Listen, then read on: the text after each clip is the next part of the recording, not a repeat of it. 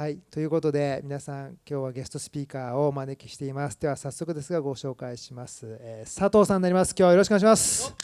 ろしくお願いします。はい、ということで、ちょっと雑な紹介なんですけども、もう早速佐藤さんにはデモをやっていただこうと思います。ではスイッチします。でショーリール一応電車の中でちょっと編集できたので最後完成できたので、これ電車の中バージョンっていうところでお許しください。電車の中バージョンですね。はい。で比較的新しいクリップが入ってて、でちょっとアメリカの昔作ってたものは最初の方だけって感じになってます。はい、ではお願いします。はい、ではお願いします。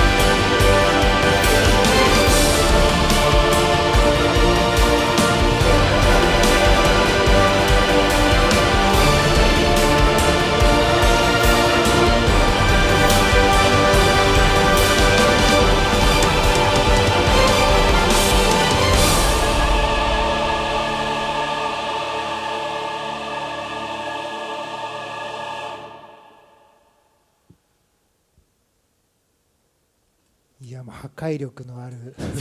思わずもう黙っちゃいますよこれね。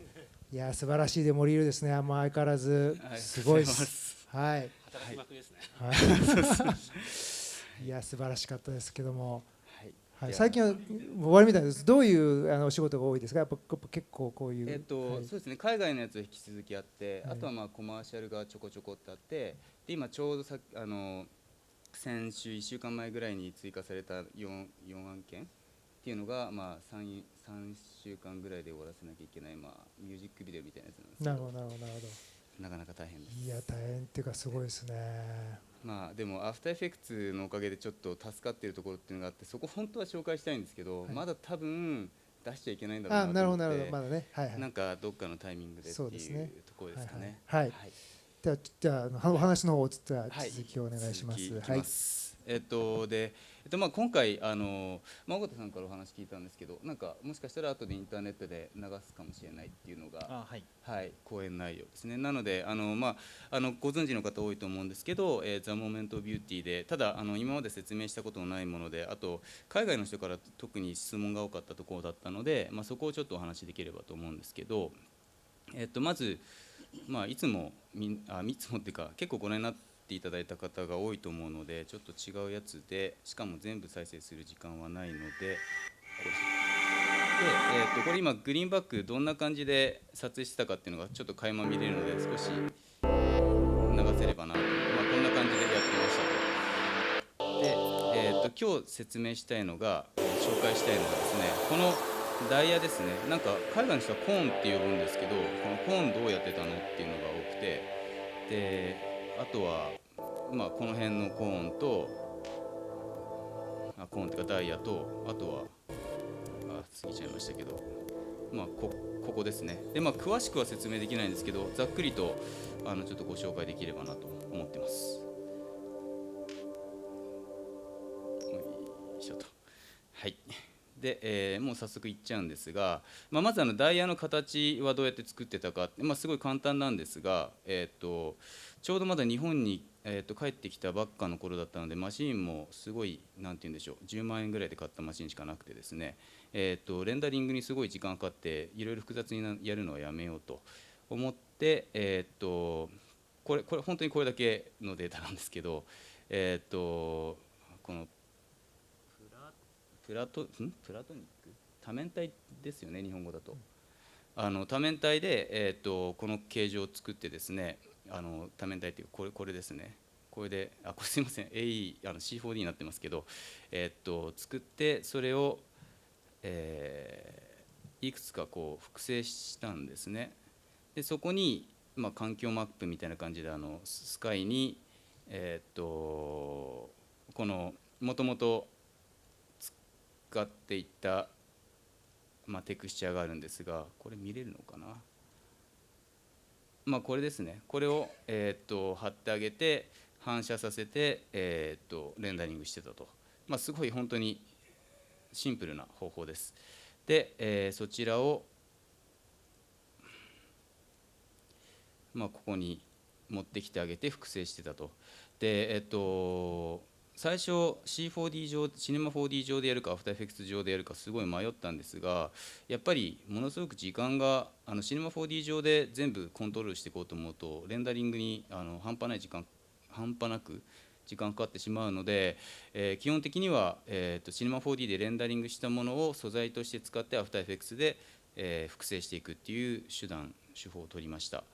でこちらは、ちょっとプレビューの調子が今大丈夫ですね。悪い時があったのですが、どういうふうにこれ入れてるかというと、さっきの素材をパティキュラにはめてます。で、こちら、どこ行けばいいのかな。このテクスチャードポリゴンの方にして、これスプライトとテクスチャードポリゴンで結構何が違うのかっていうふうになったりするんですけど、ローテーションとか使いたいときは、僕はテクスチャードポリゴン使ってます。でですね、それでこれちょっと何の話してるか分かりづらいと思うんですけど、さっきのクイックタイムどれだ、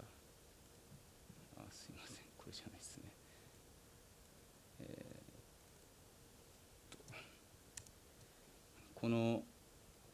この浮遊している、ダイヤたちなんですけど、これは実はアフターエフェクツで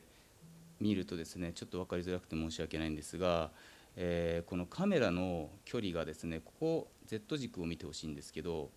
1800からマイナス1800から最後2万3000まで移動してるんですね。でそうするとそんだけ幅広い Z 軸にこれを自分が狙ったように配置していくってすごく難しくて、でしかもそれが降ってるので端っこがキーフレームとかでやってると端っこで止まってるのが分かったりしちゃうんですね。でそれは避けたいということでパーティキュラーを選んで、使ったんですが、そのパーティキュラーにもですね実は限界がありまして、ここZ 軸でも何でもそうなんですけど、これ多分3万いくつ以上いかないんですよ。あれ嘘行くんですか？いや、僕はそうです3万いってますね、今ね、マイナス。バージョンですかね。バージョンで上がったんですかね。はい、よかったですね。すごいです。いや、すごい嬉しいですね。僕これなんかその辺の上限ちょいちょい上がってるんですよね。解像度の上限も上がりましたし、レイヤー数の上限も上がりましたね。レイヤー数上がってますね。これすごい嬉しいですね。僕なんか毎回これでちょっと辛い目にやってたので、でこれが限界があったので、うまくやるためになんでここが赤くなってるかというと、エクスプレッションで、カメラがこう移動していくじゃないですか。その移動していくところにパーティキュラーのその降ってくるオブジェクトのポジションをずっとこう追従させてってあげてるんですよ。そうすることで常に、このダイヤが、カメラの近くで降っていくと、こういう感じですね。こういうふうに見た方がいいのか、こういう感じで降っていくと。それでさっきのシーンを作ってましたっていうのが1つ目の説明で、もう2つ目が、ここでくるっと回転して、でここでプレクサスを使って、ライトで結んでますよとかもあるんですが、それも、大体ヒントみたいな感じで理解していただければと思います。でもう一つ、ここも一緒なんですが、ここと両方なんですけれども、こちらは、シネマ 4D でこれもすごくシンプルにやってます。でこれもですねやっぱり、1台のマシンでレンダリングするには限界がちょっとあったっていうのも一つあったんですが、ですね、もう一個の方が分かりやすいかな。こういう感じで、何を使ってやってるかというと、ダイナミックスかなっていうふうに一瞬思うんですが、ダイナミックスでコントロールするってやっぱり慣れてこないとすごく難しいので、今やっぱりこのぐらい時間かかっちゃうんですね、1台でやると。でこれを何秒もやってって、しかも例えばさっき複数ありましたけど、これを本当にその世界観 Z 軸に配置してレンダリングしたら多分ものすごい時間かかるなと思ったので、一つの素材を複製してやっていく方法をここでも取ってます。でどんな素材を使ったのっていうところですが、コピーし忘れちゃった。こんな感じですね。こういう素材をレンダリングしてあげて、あとはコンポジットで、こういう破片とかを足してあげて、見えますか？ちょっとすいません。あれ？そうか。こういうちっちゃいちょっと素材なんですけど、こういう破片とかを追加してあげてると。であとはもう一個縦長のがあった。これがすごい縦長に作ってるのはちょっと塗るとかの関係で中央を保っておきたかったっていうのがあるんですけど、ちょっと小さくて申し訳ないんですが、これが、ここで使ってる素材ですね。で、いくつかちょっと反転させたり、あとはそのスピードをちょっと変えてあげたりしてランダム感を出しているというところですね。こういう感じで。でそこにアフターエフェクツで見ると、これじゃないですね。これかな。そうですね。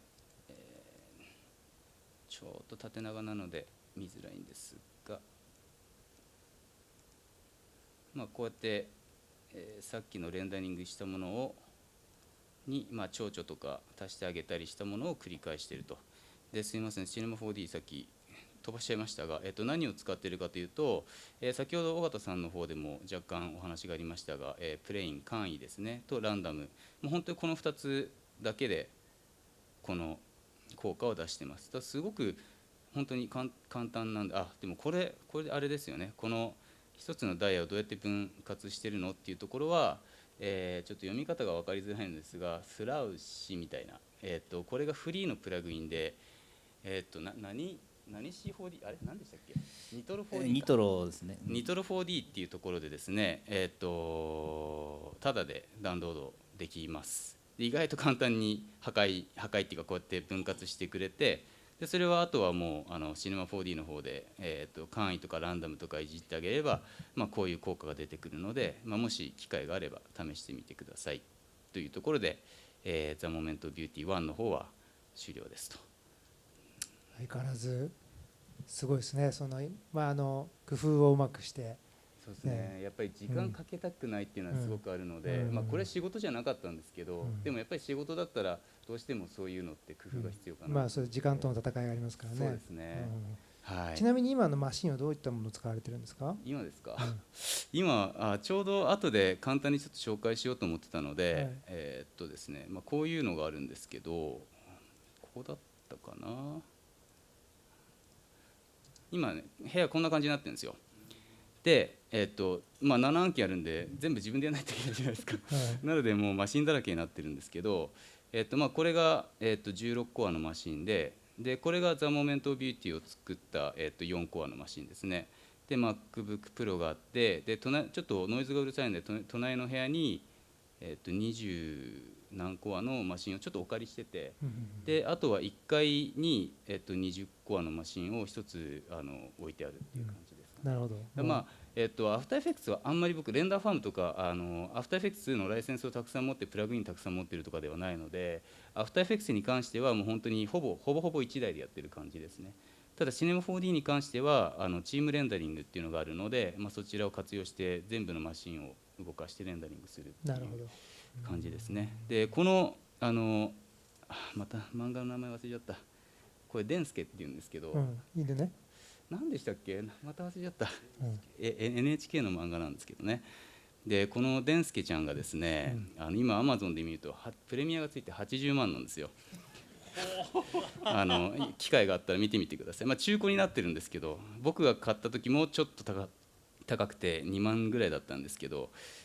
その後最後で80万になっちゃったってやつですね。これが24コアのマシンになる可能性がある。そのぐらいのそのぐらいの価値になってます今。何を言うのかと思ったらね、全然関係ない話でしたけどね。デンスケですね。右手前のこのなんか。これ自転車です。僕外出れる時間があんまないので家でトレーニングしようと思って、ここにワンダーコアが後ろにあるんですよね。そういう感じで1日何時間ぐらいこういう20時間ぐらいじゃないですか。寝る時間と食べる時間以外はこの 2,3 週間はほぼこんな感じですか。なるほど。はい、すいません、本当ちょっと外出れなくて。でもね、それだけの時間かけて、でもこれだけの素晴らしい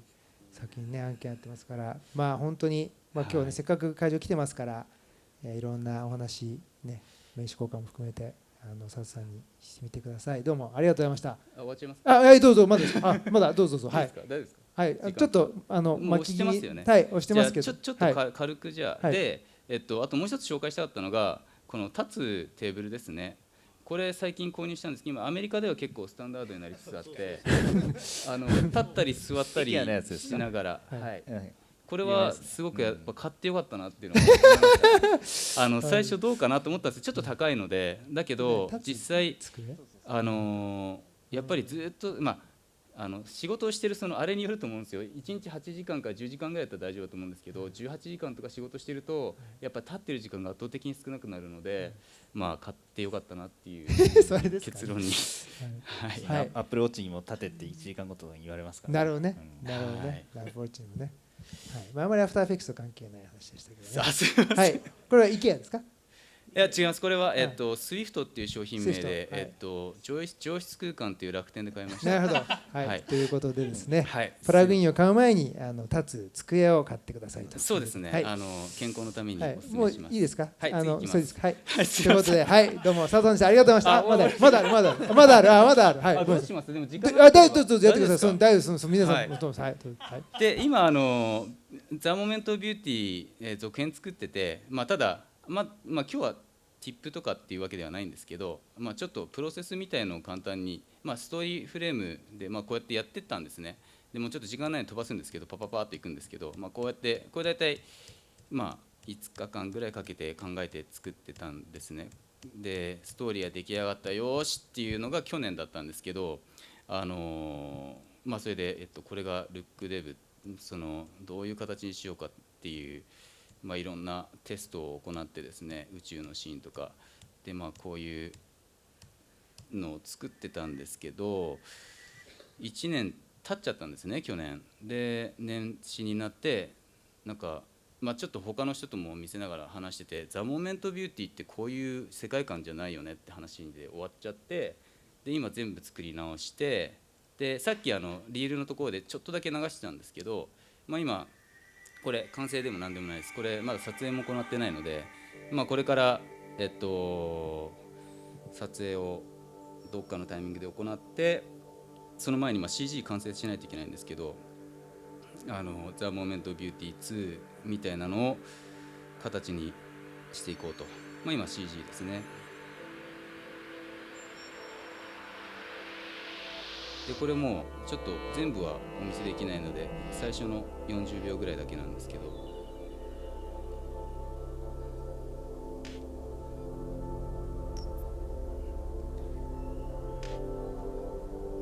でここで新しい世界に入ってって、そこからどういうふうになるのかみたいなところは、もうちょっと詰めていかないといけないなっていう感じで、これが今第2弾としていってます。で最後ディスティニーってさっきちょっとリールに出てたんですけど、火星に行くアニメーションで、それのtips を、これはもうまさにアフターエフェクツで紹介しようと思ったんですけど、どうしましょうか、時間的に。そうですね、結構もうおっしゃってるので、はい、第19回に取っとくというのはどうですかね。そうですね、はい、多分長くなっちゃうので、はい、今回バカハフさんの話もあるので、そうですね、はいはい、じゃあティザーということで、次の回も来ていただけるということでよろしいですかね。そうですね、はい、はい、いいですかね。はい、ということでとりあえず佐藤さんですね、ありがとうございました。ありがとうございました。